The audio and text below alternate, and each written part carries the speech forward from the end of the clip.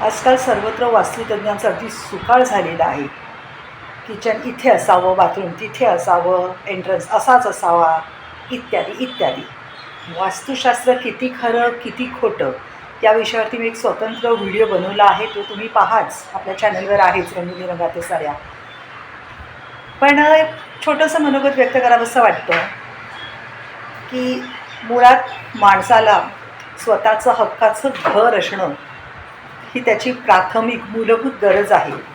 त्याच्यानंतर वास्तुशास्त्राचे लाड हे ज्यांना परवडतात आर्थिकदृष्ट्या, ज्यांना शक्य होतात त्यांनी ती जरूर करावं. पण काय माहिती आहे, स्वतःला तथाकथित वास्तुतज्ञ म्हणवणारे हे ज्या व्यक्ती आहेत ना, ज्या सोशल मीडियामध्ये पसरलेल्या आहेत, त्याच्यामुळे सामान्य माणसाला ज्यांनी ऑलरेडी स्वतःची घरं घेतलेली आहेत आणि त्यांच्या घरामध्ये काही वास्तुतज्ञांच्या मते काही निगेटिव्ह फीचर्स आहेत, ते मात्र स्वतःला अगदी काळजीने भंडावून सोडतात की अरे बापरे, माझ्या घरात ही निगेटिव्हिटी आहे किंवा हा वास्तुदोष आहे, आता मी काय करायला पाहिजे, घाबरून जातात.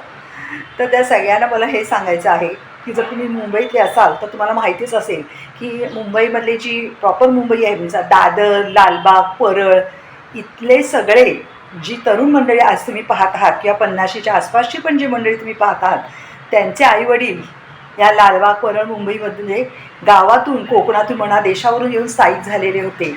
तेव्हा त्यांच्याकडे काहीही नव्हतं, पागडीवरही त्यांनी घरं घेतली होती.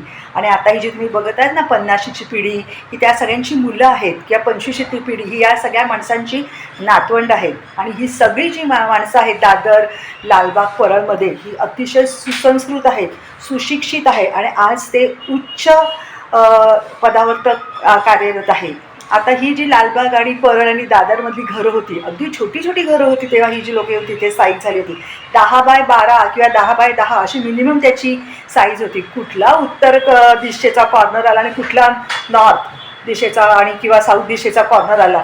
छोट्याशा 10x10च्या घरात ते शिकले, त्यांनी कामधंदे केले, त्यांची मुलं शिकली. बरं, त्यांनी ही जी पिढी होती गावातून आलेली आणि 10x10च्या घरात राहिलेली लालबाग परळमधली पिढी, यांची मुलं तर शिकलीच, पण ते फक्त स्वार्थी विचार त्यांनी नाही केला. त्यांनी त्यांची इतरही नातेवाईकांना एवढ्या छोट्या घरात पण आणलं, त्यांनाही शिकवलं, त्यांनाही कामधंद्याला लावलं. तर वास्तुशास्त्र ठीक आहे, कुठल्याही शास्त्राविषयी आपल्याला काहीच म्हणणं नाही, पण हे जे भंपक लोक आजकाल गोष्टी पसरवत आहेत, त्यांना किती नॉलेज आहे, या क्षेत्रात त्यांचं काय शिक्षण आहे, हे समजून घेतल्याशिवाय तुम्ही या गोष्टींवरती बिलकुल विश्वास ठेवू नका. आणि मला हे उदाहरण ह्याच्यासाठीच द्यायचं आहे की छोट्या घरामध्ये सुद्धा माणूस सुखी राहू शकतो, समाधानी राहू शकतो, त्यांना मुलंबाळं होऊ शकतात, त्याची मुलंबाळं चांगली शिकू शकतात. एवढंच नाही तर तो सामाजिक बांधिलकी म्हणून आपल्या नातेवाईकांना म्हणा, त्यांच्या मुलांना इथे आणून पोटापाण्याला पण त्यांनी लावलेलं आहे. तर कुठल्याही गोष्टीचं जास्त तोंड माजवू नका, स्वतःच्या कर्तृत्वावरती ठाम विश्वास ठेवा, स्वतःच्या कुलदेवतेवरती श्रद्धा ठेवा. बाकी आपले स्वामी आहेच, ते सगळं पाहून घेतील. धन्यवाद.